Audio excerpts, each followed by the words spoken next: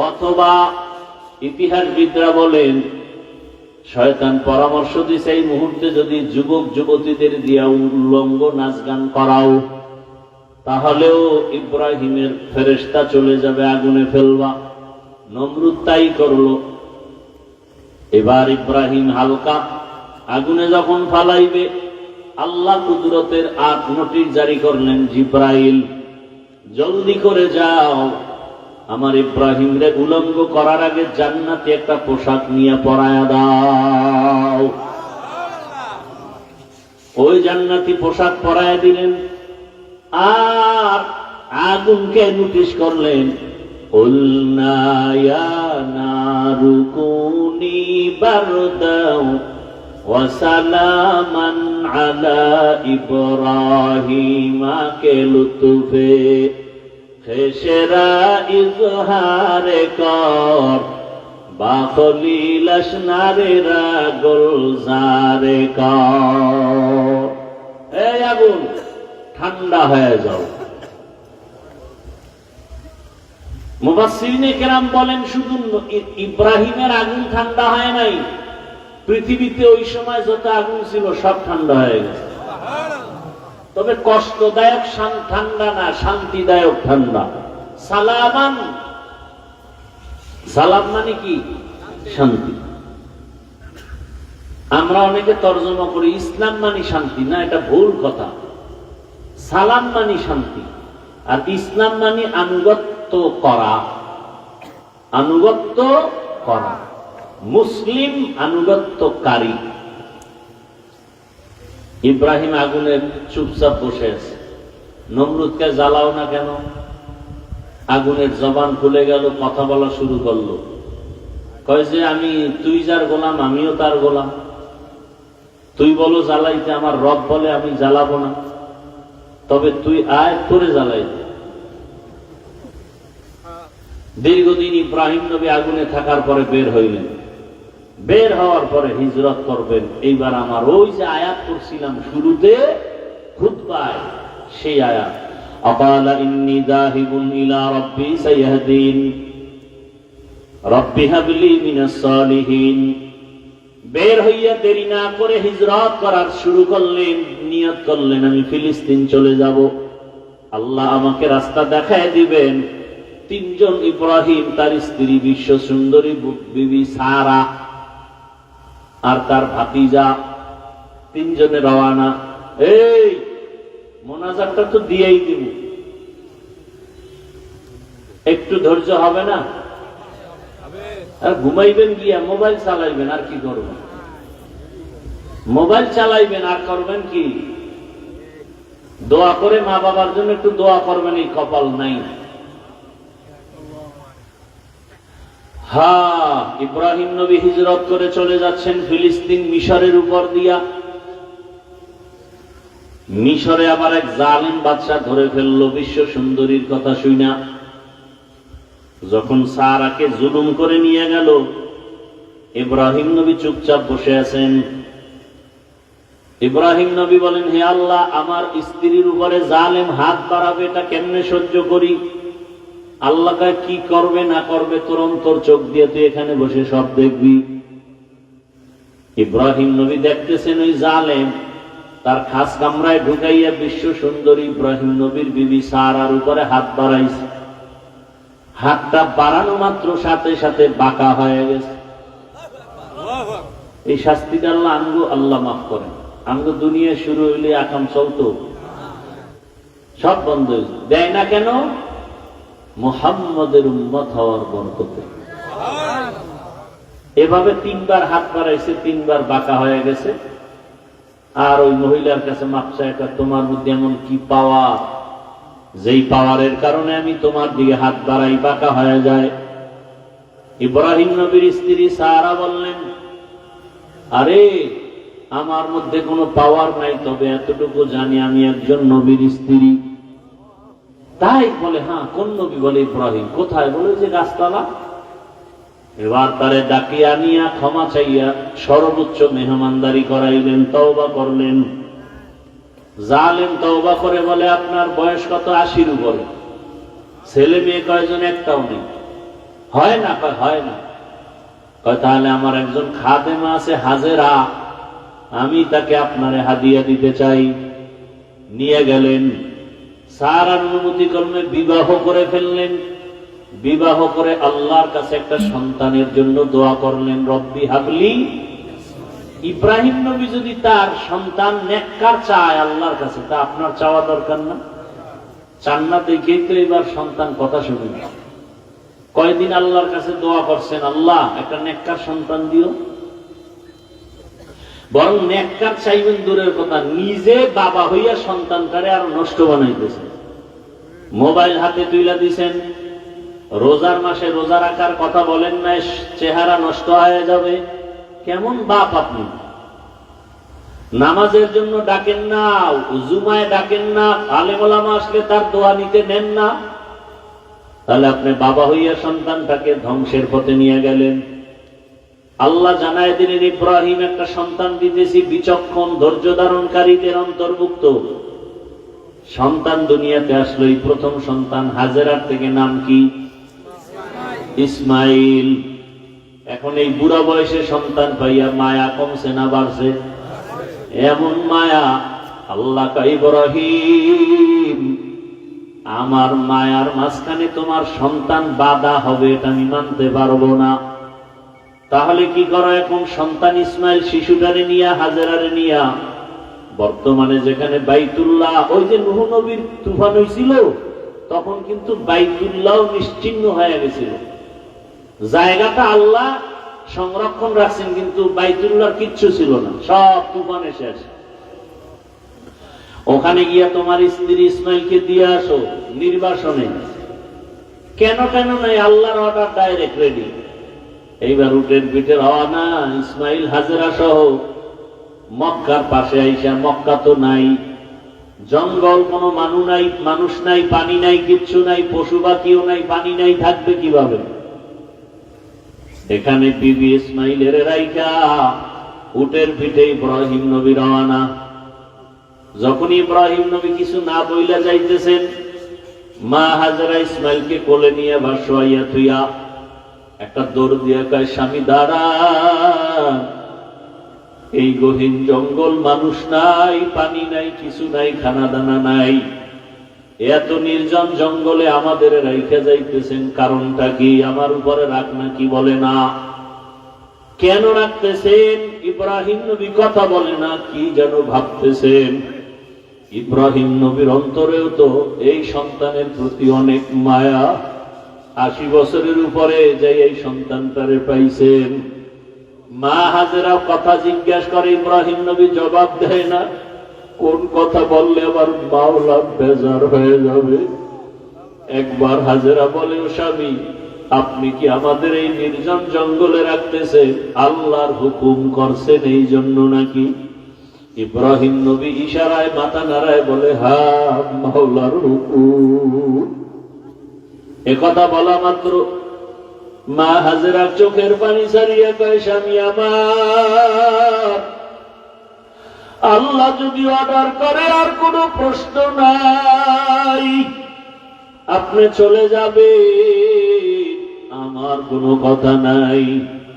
তবে আপনার কাছে একটা দাবি, আমি হাজেরার খোঁজ খবর নেওয়ারও দরকার নাই। আপনি যদি মাঝে মাঝে সময় পান, শিশু ইসমাইলের আইসা দেখবে, এলাকায় মানুষ নাই, পানি নাই, আমি মহিলা মানুষ, ইসমাইলের কেমনে নিয়ে বাঁচবো জানি না। আর রবের কাছে একটু দোয়া করবে, আল্লাহ যেন আমাদেরকে ভুলিয়া না যায়। ঘটনাটা বলতে কেমন জানো, কিন্তু চিন্তা করলে বড় কঠিন অবস্থা।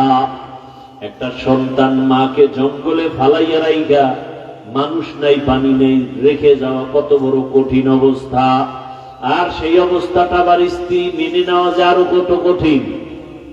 এমন স্ত্রীও তো দুনিয়াতে নাই বললে চলে। আজকে স্ত্রী যদি স্বামীর অনুকূলে না থাকে, ওই স্বামী ইবাদত করতে পারে না, তাবলীগে যাইতে পারে না, আল্লাহ ওয়ালার দরবারে যাইতে পারে না। স্ত্রী যদি ভালো হয় তাহলে সবই সম্ভব। ইব্রাহিম নবী চলে যাচ্ছেন, মা হাজেরার চোখে পানি। আল্লাহকে ডাকেন আর বলেন, হে মালিক, এখানে আপনি ছাড়া কেউ নাই। ইব্রাহিম নবী উটের পিঠে উঠে পাহাড়ে উঠে নিচে নাইমা যখন ইব্রাহিম দেখলেন হাজেরাকেও দেখা যায় না, ইসমাইলেরও দেখা যায় না, নির্জনে কোনো কিছুই নাই, এখানে আমার মালিক আর আমি ইব্রাহিম। সাথে সাথে হাত উঠাইয়া দোয়া করা শুরু করলেন। ইব্রাহিম নবী দোয়া করতে শুরু করলেন, রব্বানা ইন্নী আসকানতু মিন যুররিয়্যাতি বিওয়াদিন গায়রি জি যারইন ইনদা বাইতিকাল মুহাররাম রব্বানা লিয়ুকিমুস সালাতা ফাজআল আফইদাতাম মিনান নাসি তাহওয়ি ইলাইহিম ওয়ারযুকহুম মিনাস সামারাত লাআল্লাহুম ইয়াশকুরুন। ইব্রাহিম নবী দোয়া করলেন, হে আল্লাহ, আপনার হুকুম মানতে গিয়া এই বুড়া বয়সের আদরের সন্তানটাকেও জঙ্গলে ফালাইয়া আমার বিবি হাজেরাকেও ফালাইয়া যাইতেছি, ওদের কেউ নাই। আপনি কুদরতের দরজা খুলিয়া ওদের রিজিকের ব্যবস্থা করে দিয়ে ফলের মাধ্যমে আয় আল্লাহ খানার ব্যবস্থা, বাসস্থানের ব্যবস্থা, মানুষের ব্যবস্থা করে দিয়েন।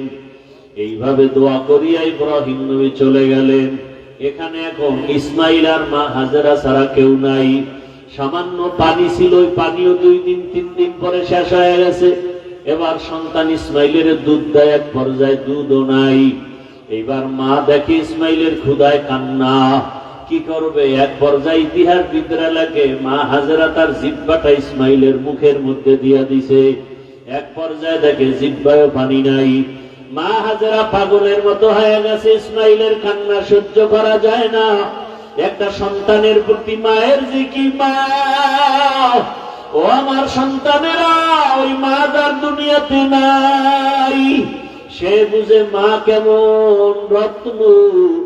ও যুবক বাবারা, যার মা বেঁচে আছে, এই রত্ন হারায় গেলে কিন্তু আর পাইবা না। সময় পেলে মায়ের দোয়া নাও, বাবার দোয়া নাও। ওই মা বাবার চোখের পানি আর দোয়া ছাড়াই চেয়ারে বসতে পারি নাই।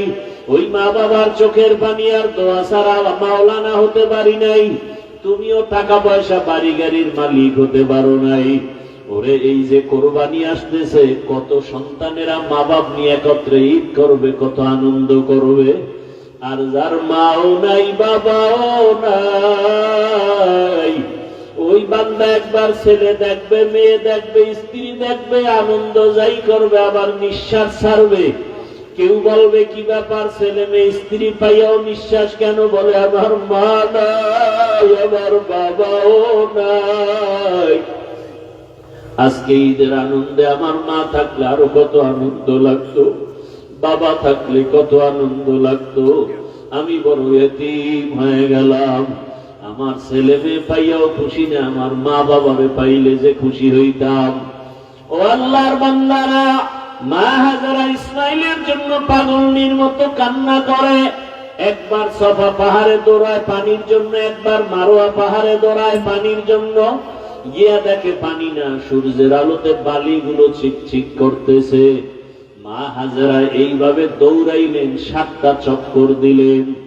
আমার আল্লাহ কয়, জিবরাইল সাক্ষী হইয়া যাও, আমার হাজেরা যেইভাবে সফা মারোয়ায় 7টা বার চক্কর দিয়া দৌড়াইল, আমার দুনিয়াতে হাজেরার দৌড়টা এত ভালো লাগছে, আমি আল্লাহ স্মৃতিটা কিয়ামত পর্যন্ত কায়েম রাখতে চাই। হাজীদের জন্য আইন করে দিলাম, দুনিয়ার হাজিরা যদি হাজেরার ওই সফা মারোয়ার জায়গায় 7টা চক্কর দৌড় না দেয়, আমি কোন হাজির হজ কবুল করব না। মা হাজেরার কান্না, ইসমাইলও কাঁদে, পানির পিপাসা, ক্ষুধার তাড়নায় কান্না করে। হঠাৎ হাজেরার কান্না দেখে আমার মাওলার কুদরতি অন্তরে জোশ আসিয়া গেল। আল্লাহ কয়, জিবরাইল যাও, আমার হাজেরার সহযোগিতার জন্য যাও। বাইতুল্লাহর কাছে আইসা ডাকবা, হাজেরা।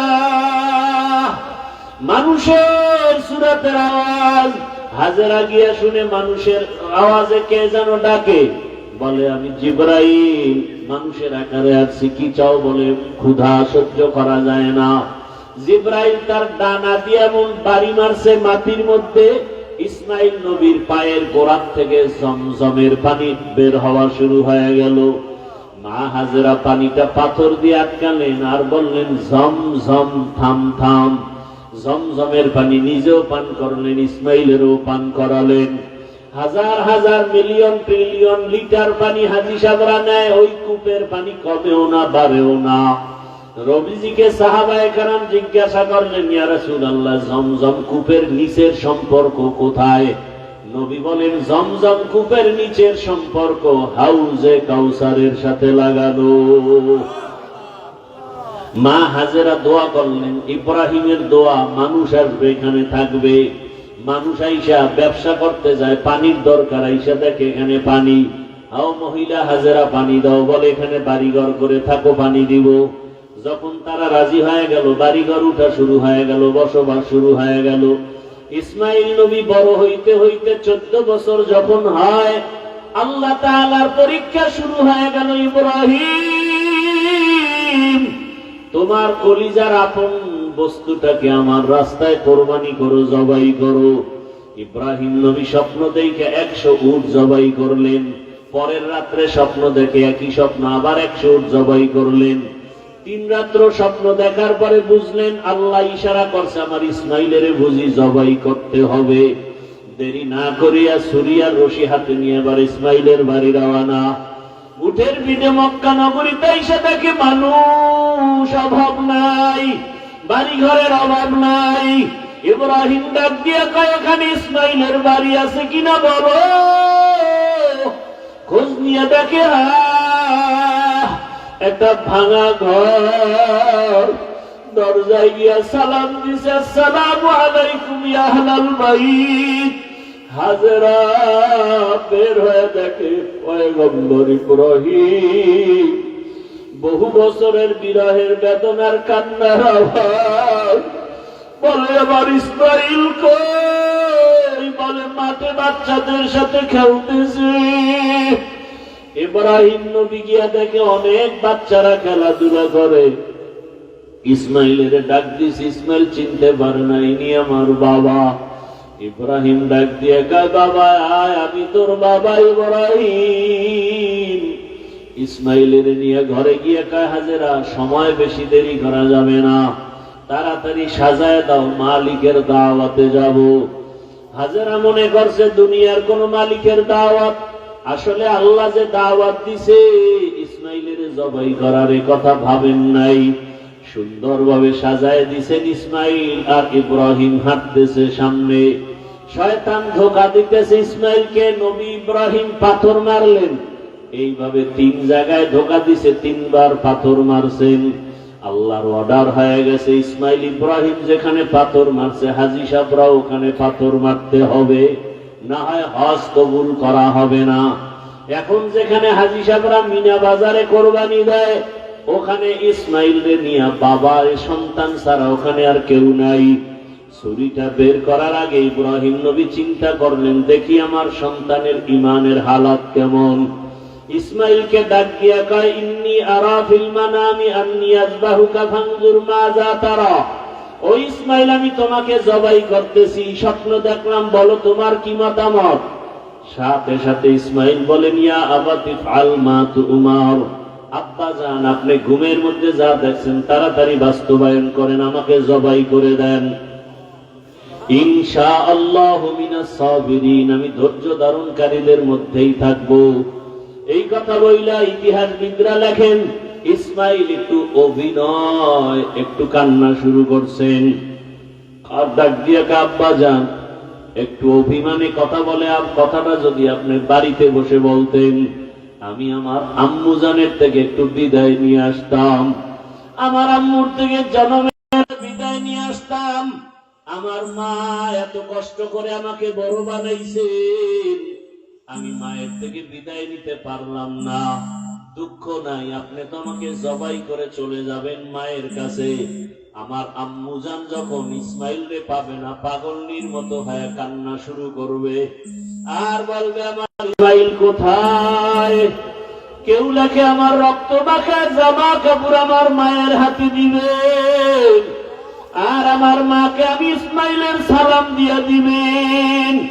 আমার মা কান্না করলে আপনি ধমক দিবেন না, রাগ করবেন না, বুঝায় বলবেন হাসরের ময়দানে ইসমাইলের সাথে মোলাকাত হয়ে যাবে।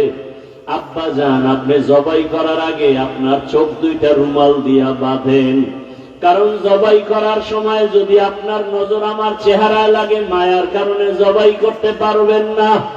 বাবা, আমার হাতে পাও রশি দিয়া বাঁধেন। জবাই করার সময় যদি হাতে পায়ের নড়াচড়া আপনার শরীরে লাগে, আল্লাহ বেজার হয়ে যাবে। ইসমাইল শুয়ে পড়লেন, ইব্রাহিম নবী ছুরি হাতে নিলেন। আল্লাহ ডাক দিয়া কয়, ছুরি, আমার ইসমাইলের একটা পশমও যেন ক্ষতি না হয়। ইব্রাহিম নবী ছুরি চালায়, ইসমাইলের গলা কাটে না, পশম কাটে না। পাথরের উপর আঘাত করলেন, পাথরটা দুইটা ভাগ হয়ে গেল। ইব্রাহিম নবী এবার কয়, ইসমাইল আয়, শেষবারের মতো চেষ্টা করি, রক্ত হাতে না লাগা পর্যন্ত আর ছুরি চালানো বন্ধ হবে না। ইসমাইল নবীকে যখন শোয়াইয়া ছুরি চালাবেন, আমার আল্লাহ ডাক দিয়া কয়, জিবরাইল, আমার ইব্রাহিম ছুরি চালানো বন্ধ করবে না রক্ত না লাগা পর্যন্ত। আমার ইসমাইলের আমি জবাই চাই না, চাই অন্তরের ভালোবাসার মোহাব্বত। আমি দেখতে চাই আমার বান্দা আমারে কেমন ভালোবাসে। আমি তো রক্ত চাই না, গোশত চাই না। জিবরাইল জান্নাত থেকে একটা দুম্বা নিয়ে ইব্রাহিমের ছুরির নিচে দাও। জিবরাইল আমিন একটা জান্নাত থেকে দুম্বা নিয়ে ছুরির নিচে যখন দিবে, আসতে দেরি হবে মনে করিয়া ডাক দিলেন, আল্লাহু আকবার, আল্লাহু আকবার। ইব্রাহিম নবী উপরে তাকায়, লা ইলাহা ইল্লাল্লাহু আল্লাহু আকবার।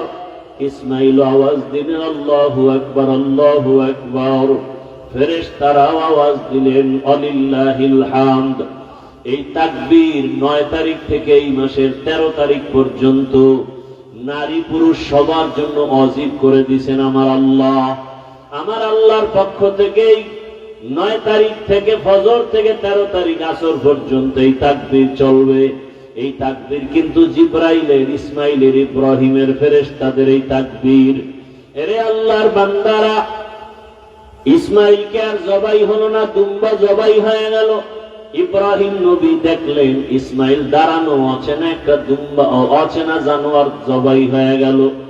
ইব্রাহিম নবী চোখের পানি ছেড়ে কাঁদলেন আর বললেন, ইসমাইল বুঝি আল্লাহ বেজার হয়ে গেল নাকি? আয় আর একবার দেখি। আল্লাহ ওহী নাজিল করে বলে, ইব্রাহিম না, আমি যে পরীক্ষা নিছি ওই পরীক্ষায় তুমি পাস। যাও তাড়াতাড়ি হাজেরার কোলে ইসমাইলের ফিরাইয়া দাও। হাজেরা ইসমাইলের জন্য বেকার হয়ে কান্না করে, যাও মালিকের দাওয়াতে আসি বলছো, ওয়াফাদাইনাহু বিযিবহিন আযীম।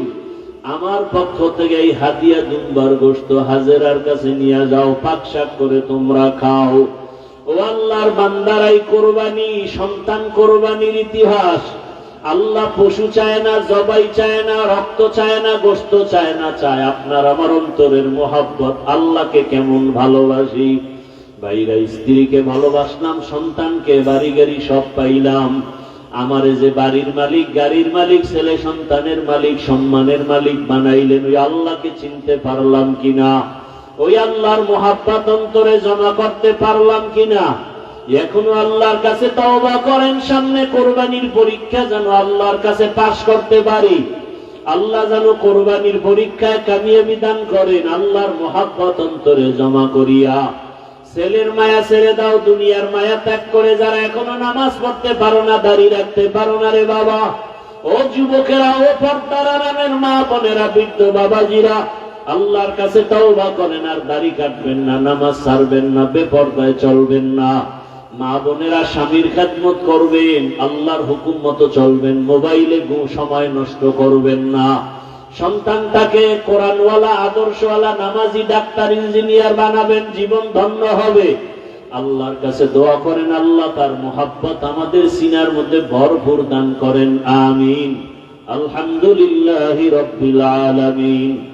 والصلاة والسلام على سيد الأنبياء والمرسلين وعلى آله وأصحابه أجمعين يا أرحم الراحمين يا أرحم الراحمين رب ارحمهما كما ربياني صغيرا رب ارحمهما كما ربياني صغيرا اللهم إنك عفو كريم تحب العفو فاعف عنا اللهم إنا نعوذ بك من البرص والجنون والجذام وسيء الأسقام اللهم اجعلني من المستجابين للدعوات।